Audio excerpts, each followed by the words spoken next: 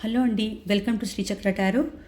ఇప్పుడు మనం మీ పర్సన్‌ని కొన్ని క్వెషన్స్‌కి ఆన్సర్స్ అడిగి తెలుసుకుందాం. మీ పర్సన్‌తో డైరెక్ట్‌గా మాట్లాడదాం. అంటే కార్డ్స్ ద్వారా మాట్లాడి ఆన్సర్స్ తెలుసుకుందాం. మీ పర్సన్ నేమ్ 3 టైమ్స్ తలుచుకోండి. మీ పర్సన్ గురించి ఆలోచించండి. Thank you angels, thank you universe, gratitude, gratitude, gratitude. మీ పర్సన్ అసలు ఇప్పుడు ఎలాంటి ఎనర్జీలో ఉన్నారో చూద్దాం ఫస్ట్. మీ పర్సన్ నేమ్ తలుచుకున్నారు కదా. Current energy of your person. Temperance, మంచి ఎనర్జీలో ఉన్నారండి మీ పర్సన్ ఈరోజు. ఎలాంటి ఎనర్జీ అంటే వాళ్ళలో మీరు ఒక సగభాగం అనుకుంటున్నారండి. మీరు ఉంటేనే ఒక కంప్లీట్గా అవుతారు వాళ్ళు. మీరు లేకపోతే ఒక కంప్లీట్గా అవ్వరనమాట. వాళ్ళు హాఫే ఉంటారు అలా అనుకుంటున్నారనమాట. మీరు వాళ్ళలో ఒక సగభాగం అనుకుంటున్నారు. ఒక బ్యాలెన్స్ అనేది తీసుకురావాలనుకుంటున్నారు.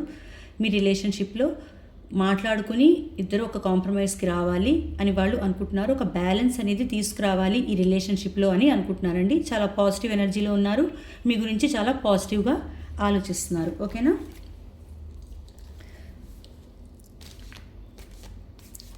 ఇప్పుడు కొన్ని క్వశ్చన్స్ అడుగుదాం మీ పర్సన్ని. Thank you angels, thank you universe, gratitude, gratitude, gratitude. మా వ్యూయర్స్ యొక్క పర్సన్స్, మీరు మా వ్యూయర్స్ని ప్రేమిస్తున్నారా? వాళ్ళకి మీరంటే చాలా ఇష్టమని చెప్తున్నారండి. వేరే వాళ్ళు ఎవరైనా కూడా ఒక ఆప్షన్ వాళ్ళకు ఉంటే వాళ్ళని వద్దనుకుని మీ దగ్గరికే రావాలి, మిమ్మల్ని చూస్ చేసుకోవాలి అనుకుంటున్నారు. మీతో ఫ్యూచర్ ప్లానింగ్ అనేది, లాంగ్ టర్మ్ ప్లానింగ్ అనేది చేస్తున్నారు. సో మీరంటే ఇష్టం అని చెప్తున్నారండి. మరి మీకు అంత ఇష్టం అయినప్పుడు మీరు ఎందుకు వాళ్ళని అన్బ్లాక్ చేసి మాట్లాడట్లేదు చెప్పండి. డివైన్ టైమింగ్ కోసం చూస్తున్నాను అని చెప్తున్నారండి. ఇప్పుడు నా టైం బాగాలేదు, డివైన్ టైమింగ్ వచ్చినప్పుడు నేను తప్పకుండా వచ్చి మాట్లాడతాను అని చెప్తున్నారు. ఓకే, మీరు అసలు ఎప్పుడు అంటే డివైన్ టైమింగ్ ఓకే అండి వస్తుంది, అసలు మాట్లాడాలి, కమ్యూనికేట్ చేయాలి అని మీకుందా? మాట్లాడాలనుకుంటున్నారా? జగ్లింగ్ సిచ్యువేషన్ అండి. మాట్లాడాలా వద్దా అదే అండి వాళ్ళకి చెప్పడం. మనకి డివైన్ టైమింగ్ వచ్చినప్పుడు మాట్లాడతాను అని చెప్తున్నారు. జగ్లింగ్ సిచ్యువేషన్లో ఉన్నారు. ఓకే అండి, చెప్పండి. ఇంకా మీరు మాట్లాడడం, కమ్యూనికేషన్ గురించి చెప్పండి. ఎప్పుడు అన్బ్లాక్ చేస్తారు, ఎప్పుడు మాట్లాడతారు? స్టక్ సిచ్యువేషన్ అండి. స్టక్ సిచ్యువేషన్, ఆలోచించుకోలేని పరిస్థితుల్లో ఉన్నాను నేను ఏదో కొంచెం అంటే స్టార్ట్ అవుతున్నారండి, మళ్ళీ ఏదో సందేహించి ఆగిపోతున్నారు అలా అన్నమాట.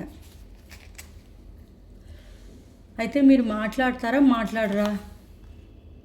నేను చాలా ఫైనాన్షియల్ ప్రాబ్లమ్స్లో ఉన్నాను, నేను చాలా రిలేషన్షిప్ ప్రాబ్లమ్స్, ఫైనాన్షియల్గా నేను చాలా దెబ్బతిని ఉన్నాను, చాలా అప్పులు అలాంటివి కూడా నాకు ఉన్నాయి, అవన్నీ తీర్చాలి, చెయ్యాలి, చాలా ప్రాబ్లమ్స్ ఉన్నాయి నాకు, ఫైనాన్షియల్ ప్రాబ్లమ్స్, రెస్పాన్సిబిలిటీస్, అవన్నీ తీరాక కానీ నేను మాట్లాడలేను అని చెప్తున్నారు. చూసారా ఎంత అక్యురేట్గా వస్తున్నాయో?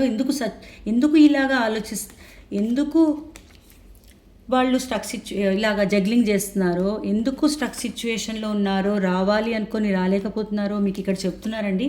నేను ఫైనాన్షియల్ ప్రాబ్లమ్స్లో ఉన్నాను, ఇప్పుడు నేను మాట్లాడలేను, నాకు చాలా ప్రాబ్లమ్స్ ఉన్నాయి లైఫ్లో అని చెప్తున్నారండి. చూసారా? మరి మీరు ఫైనాన్షియల్ ప్రాబ్లమ్స్ అవన్నీ తీరాక వచ్చి మాట్లాడతారా మా పర్సన్తో? నేను ప్లాన్ చేస్తున్నాను, నేను వెయిట్ చేస్తున్నాను ఆ టైం కోసం అని చెప్తున్నారు. లాంగ్ టర్మ్ ప్లానింగ్ చేస్తున్నాను, ఒకవేళ లాంగ్ డిస్టెన్స్లో ఉంటే నేను రావాలి అని ప్లాన్ చేస్తున్నాను అని అంటున్నారండి. ఇంకా చెప్పండి మా వ్యూయర్స్ గురించి. వాళ్ళకు ఒక న్యూ రొమాంటిక్ బిగినింగ్ అనేది కావాలటండి మీతోటి. చాలా ప్యాషనేట్గా ఉన్నారు వాళ్ళు. ఒక న్యూ రొమాంటిక్ బిగినింగ్ అనేది నేను చెయ్యాలనుకుంటున్నాను, యాక్షన్ తీసుకోవాలనుకుంటున్నాను అని చెప్తున్నారు. కాకపోతే వాళ్ళ ఫైనాన్షియల్ ప్రాబ్లమ్స్ వల్ల వాళ్ళు రాలేకపోతున్నారు, మిమ్మల్ని కాంటాక్ట్ చేయలేకపోతున్నారు, మీ లైఫ్లోకి రాలేకపోతున్నారు, మిమ్మల్ని కాంటాక్ట్ చేయలేకపోతున్నారు, అదే చెప్తున్నారు. ఇంకా చెప్పండి. మీతో కమిట్మెంట్ కావాలంటున్నారండి వాళ్ళు. రొమాంటిక్ బిగినింగ్ కావాలి, కమిట్మెంట్ కావాలి, ఒక డివైన్ టైమింగ్ కోసం వెయిట్ చేస్తున్నారు. వేరే ఆప్షన్ ఉంటే కూడా వాళ్ళు వాళ్ళని వదిలేసి మీ దగ్గరికే రావాలనుకుంటున్నారు. ఇక్కడ వాళ్ళలో సగభాగం మీరు అని వాళ్ళు అనుకుంటున్నారు. బట్ కానీ వాళ్ళకున్న ఫైనాన్షియల్ ప్రాబ్లమ్స్, కొన్ని ప్రాబ్లమ్స్ వల్ల వాళ్ళు రాలేకపోతున్నారు. మరైతే మీరు కమిట్మెంట్ అనేది ఇస్తారా?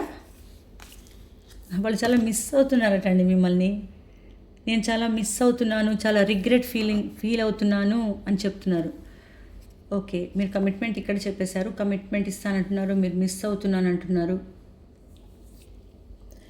ఓకే అండి, మీరు ఇంకా ఏం చెప్పాలనుకుంటున్నారు మా వ్యూవర్స్తో? వాళ్ళకి రీయూనియన్ కావాలని చెప్పాలనుకుంటున్నారండి వాళ్ళు. నేను చాలా, చూడండి కార్డ్స్ ఎలా వస్తున్నాయో, నేను చాలా మిస్ అవుతున్నాను, రిగ్రెట్ ఫీల్ అవుతున్నాను, అందుకే నేను రీయూనియన్ కావాలి అని అనుకుంటున్నాను, నేను నా పర్సనల్ లైఫ్లోకి రావాలనుకుంటున్నాను అంటున్నారండి. సో మీ పాస్ట్ పర్సన్ మీ లైఫ్లోకి రావాలి అని డిసైడ్ అయ్యారండి, అని డిసైడ్ చేసుకున్నారు, రావాలనుకుంటున్నారు, అదే వాళ్ళు చెప్తున్నారు. ఓకే, మీకు రీయూనియన్ కావాలి, మాకు కావాల్సిన ఆన్సర్ అయితే వచ్చేసిందండి. సో మీరు ఇంకా ఏం చెప్పాలనుకుంటున్నారు? వాళ్ళు ఈ జగ్లింగ్ సిచ్యువేషన్ ఉందండి వాళ్ళకి, కొంచెం ఈ ఎటు డిసైడ్ వాళ్ళకి అన్నీ కావాలి, రీయూనియన్ అవన్నీ కావాలి. కాకపోతే ఈ జగ్లింగ్ సిచ్యువేషన్ నుంచి, వాళ్ళు డిసైడ్ చేసుకోలేని సిచ్యువేషన్ నుంచి బయటికి రాలేకపోతున్నారు. మీరు డిసైడ్ చేసుకోలేని సిచ్యువేషన్ నుంచి, ఈ కన్ఫ్యూజన్ నుంచి బయటికి వచ్చి ఒక డెసిజన్ తీసుకుంటారా? వాళ్ళు ఇప్పుడు సైలెంట్గా ఉన్నారండి, వాళ్ళు దీనికి ఆన్సర్ చెప్పాలని అనుకోవట్లేదు. వాళ్ళు ఈ క్వశ్చన్కి వాళ్ళు ఆన్సర్ చెప్పట్లేదండి, సైలెంట్గా ఉన్నారు. ఓకే, నేను వచ్చి జగ్లింగ్ సిచ్యువేషన్ నుంచి వస్తాను, నేను రీయూనియన్ చేసుకోవాలనుకుంటాను, కానీ మా మధ్య కొంతమంది గొడవలు పెట్టేవాళ్ళు ఉన్నారు, లేదా మా మధ్య మాకే గొడవలు, ఆర్గ్యుమెంట్స్ జరగచ్చు. మరి ఎలాగా? ఒకవేళ నేను వచ్చి రీయూనియన్ చేసుకున్నా కూడా ఎవరైనా మా మధ్య గొడవలు పెట్టినా, లేకపోతే మాకే ఏమైనా ఆర్గ్యుమెంట్స్ అవి జరిగినా ఎలాగ మరి అని ఆలోచిస్తున్నాను, గొడవలు జరుగుతాయేమో అని ఆలోచిస్తున్నాను అని అంటున్నారండి. ఇదిగో అందుకే ఒక బ్లాక్ సిచ్యువేషన్ అనేది పెట్టాను, నేను నాలో నేనే ఉంటున్నాను, నేను వాళ్ళని రానివ్వట్లేదు, వాళ్ళతో మాట్లాడట్లేదు, ఒక అడ్డుగోడ లాంటిది నేను వాళ్ళకి నాకు మధ్య పెట్టుకున్నాను, నిర్మించాను ఒక బౌండరీ అని చెప్తున్నారండి. సో మీరు ఈ బ్లాక్ సిచ్యువేషన్ నుంచి బయటకు వచ్చి మరి మాట్లాడి రీయూనియన్ చేసుకుంటారా? మా వ్యూవర్స్తో మీరు మాట్లాడతారా? మా వ్యూవర్స్ యొక్క పర్సన్స్ చెప్పండి.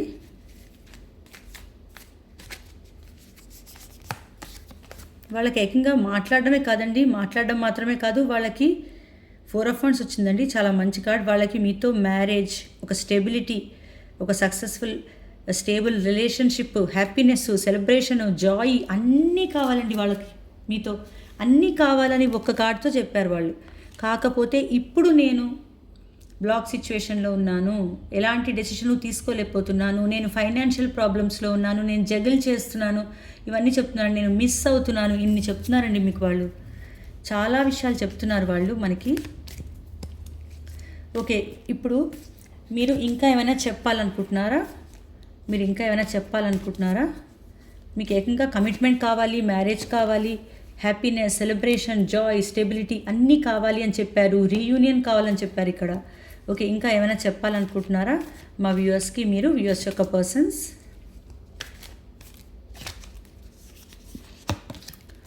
మీరు ఒక ఎంప్రెస్ అని చెప్తున్నారండి వాళ్ళు.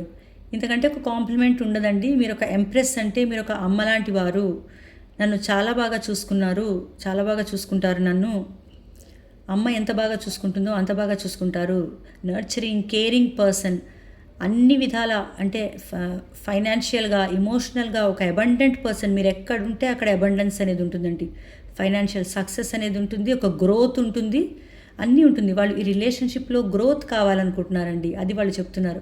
మిమ్మల్ని ఒక ఎంప్రెస్ అని వాళ్ళు అంటున్నారండి. ఈ రీడింగ్ చూసే వాళ్ళలో ప్రెగ్నెంట్ ఉమెన్ కూడా ఉండుండొచ్చు. మిమ్మల్ని ఒక మదర్ లాగా వాళ్ళు భావిస్తున్నారు. అమ్మ ఎంత ప్రేమగా అయితే చూసుకుంటుందో అంత ప్రేమగా నువ్వు నన్ను చూసుకుంటావు అని వాళ్ళు అంటున్నారండి. ఒక కాంప్లిమెంట్ ఇవ్వాలి. ఏం చెప్పాలనుకుంటున్నారంటే వాళ్ళు మీకు ఒక కాంప్లిమెంటే ఇచ్చారండి ఏకంగా. ఓ సరే అండి, ఓకే. అయితే మరి ఒకటి ఫైనల్గా ఇంకొక లాస్ట్ ఒక్కటి చెప్పండి, ఒక్కటి ఏదైనా మా వ్యూవర్స్ కోసం మీరు ఇంకొకటి ఏదైనా చెప్పండి మంచిగా, వ్యూవర్స్ యొక్క పర్సన్స్.